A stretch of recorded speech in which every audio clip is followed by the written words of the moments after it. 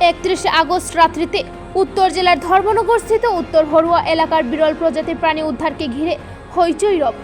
ঘটনার বিবরণে জানা যায় যে উত্তর হরুয়া গ্রামের ওএনজিসি সংলগ্ন একটি কুয়া থেকে উদ্ধার করা হয় প্রায় 2 ফুট দৈর্ঘ্যের বিরল প্রজাতির একটি বেঙ্গল মনিটর লিজার্ড।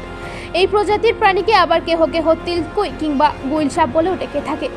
ওই এলাকার কুয়োটি থেকে স্থানীয় এলাকার লোকজন পানীয় জল সংগ্রহ করতে এসে জলের মধ্যে বিরল প্রজাতির প্রাণীকে দেখতে পেয়ে একই এলাকার অভিভাবক জিতের নম তড়িঘড়ি খবর পাঠায় ধর্মনগরস্থিত এনজিও হেরপেটা ফাউনা অফ ত্রিপুরাতে।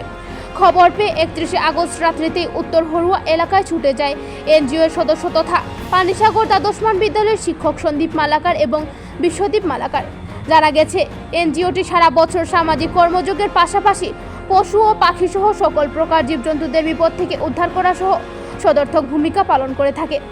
রাত্রিকালীন পরিস্থিতিতে দীর্ঘ প্রায় 3 ঘন্টা প্রচেষ্টা চালিয়ে উদ্ধার করে বিরল প্রজাতির মনিটর লিজার্ডকে রাত্রি অনেকটা হওয়াতে এলাকার উপপ্রধান সহ স্থানীয় লোকজনদের হেফাজতে বাক্সবন্দী অবস্থায় রাখা হয়েছে। জানা গেছে উদ্ধার হওয়া মনিটর লিজার্ডটিকে 1 সেপ্টেম্বর সকালে পানিসাগরস্থিত রোয়া অভয়ারণ্যে উন্মুক্ত করে দেওয়া হবে। বিরল প্রজাতির প্রাণী উদ্ধারকে ঘিরে গোটা হরুয়া এলাকা জুড়ে ব্যাপক চাঞ্চল্য সহ কৌতূহল দেখা দিয়েছে। Bureau report, Shyamali, Tripura.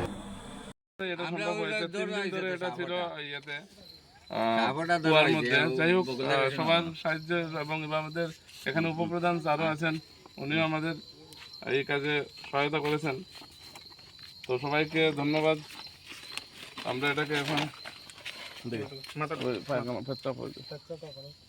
চিন্তা করুন না, চিন্তা অবস্থা করবো না।